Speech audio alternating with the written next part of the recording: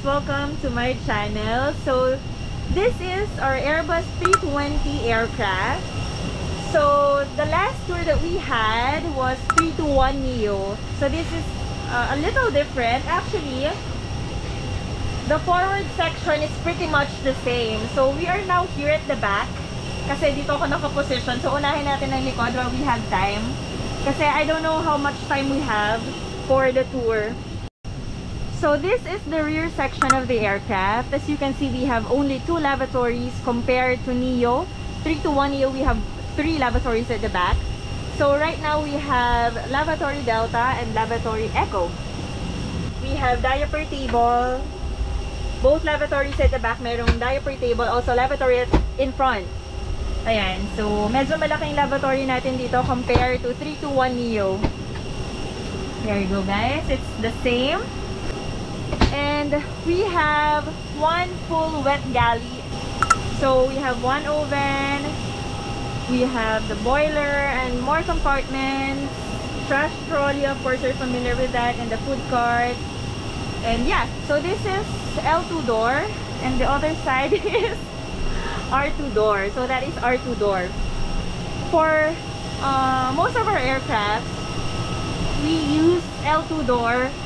Left doors are for passenger and crew boarding and deplaning.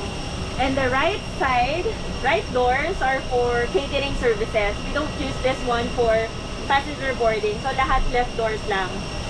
Also, ano pa bang meron dito? Anyway, now we're going to row 12 and 14. Remember our premium seat. For 321neo, it's longer. So they have more premium seats. But for this kind of aircraft, by the way, the capacity of 320, I hope you can hear me, no? Medyo maingay sa likod. The capacity of 320 aircraft, this is 320 CEO, but we also have 320neo. The capacity is 180. And for Neo, it's 188. Anyway, this is the exit row. This is row 14 and row 12.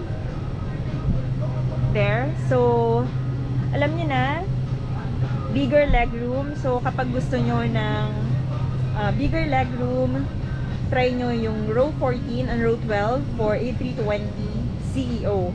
By the way, sabi nga ni Ana, diba, ng Grand Chinese Spider-Man, with great power comes great responsibility. Ganun din sa emergency exit row natin. With great legroom comes great responsibility kasi nga you'll be the one in charge in case of emergency. That's why ang pwede lang maupo sa mga exit row na ganito ay mga able-bodied passenger. So bawal dyan ang mother with infant, bawal dyan ang injured, bawal dyan ang children, or bawal dyan ang passenger below 15 years old. Syempre mga children, bawal. So maraming bawal. And that's the reason why before kayo mag-book niyan, kailangan ay kailangan basahin yung mabuti kung ano yung mga rules and regulations, no? Para before niyo i-book yung seat, hindi naman masayang kasi i-re-seat kayo if you're not qualified to take the seat. So, yeah. We're now going to the forward section. And that is the forward section. Anyway, we have the same galley with 321neo. If you haven't watched my video or my vlog, aircraft tour vlog for 321neo, please watch it. I will put the link on the description box. So that is the galley, the flight deck door, and also lavatory A, the crew jump seat, and that is the left door used for passenger and crew boarding and deplaning, and the other door also for catering services lang. So hindi tayo papaboard sa mga right doors natin. And also, first row is the same. Ayan, exit row. And then, this is also a premium seat. Row 1 DEF, row 1 ABC. Ayan. And yan yung flight deck natin. Hi! Diba? Wala tayong masyadong cart, guys, kasi for part ng new normal is wala kaming food service and limited lang, wala rin kaming mga masyadong souvenirs na binebenta. So kami rin, nakikip kami ng distance from the passenger. Anyway, this is the L1 door and meron kaming, anong tawag dito, girl? Ramp? So maganda sa kabila guys, stairs eh. So mas safe kung ganito. Pero yeah. Yun na nga. Also guys, so this is one of the oldest, hindi naman siya oldest, pero it's one of the old aircraft that we have. Kaya kung mapapansin nyo, okay wait. Kung napapansin nyo guys, wala tayong in-seat power supply. So hindi ka makakapag-charge ng iyong gadget kapag dito ka napasakay.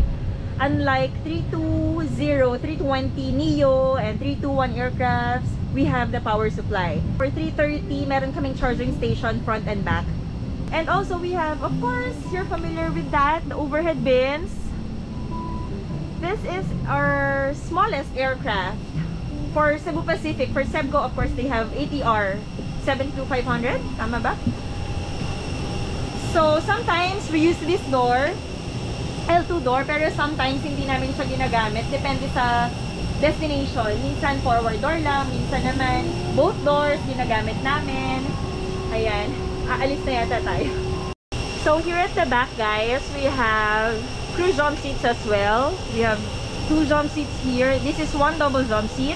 We have the swivel jump seat. And we have L2 jump seat. That's a single jump seat.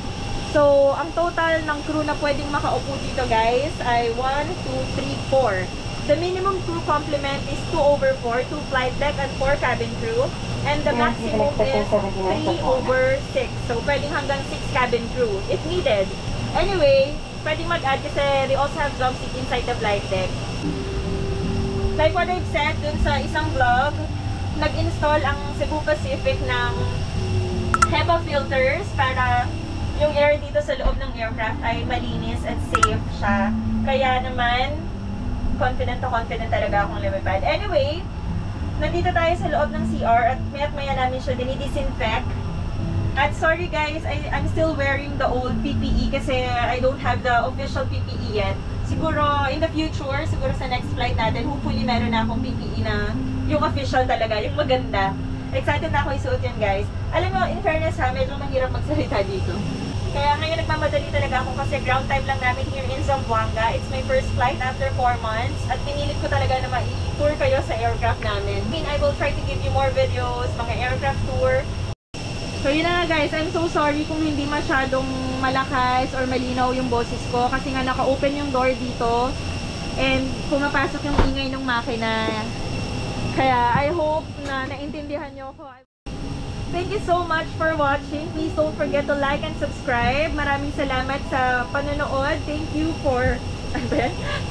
sa pagtapos ng video at sana next time magkaroon ulit tayo ng aircraft tour sa 330. Also yung other version ng 320 which is Neo. Thank you!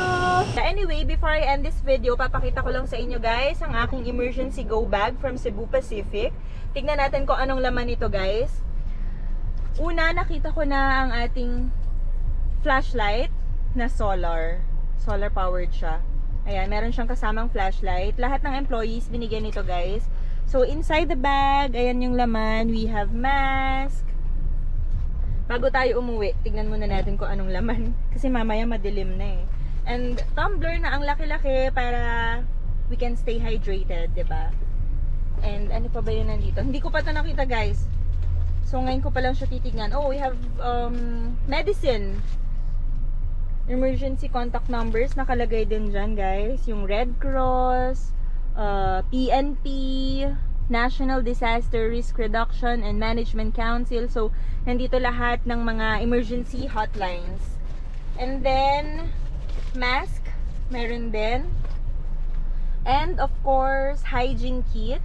Merong cotton, merong hydrogen peroxide, alcohol, band-aid. So yun na nga guys. Thank you so much for watching. Until my next video, sana wag kayong magsawang manood. And please leave a comment kung anong gusto nyong i-comment. Nagbabasa ako ng comment guys. Please say hi to me. Or wish me luck sa mga mangyayari sa buhay ko in the coming days. Hindi ko alam kung kailan ulit tayo babalik sa aircraft. Sobrang na-miss ko, guys. Gusto ko nga sanang yakapin kanina pero hindi ko alam paano yakapin yung aeroplano. Anyway, thank you for watching. Bye, guys! See you on my next flight. Bye!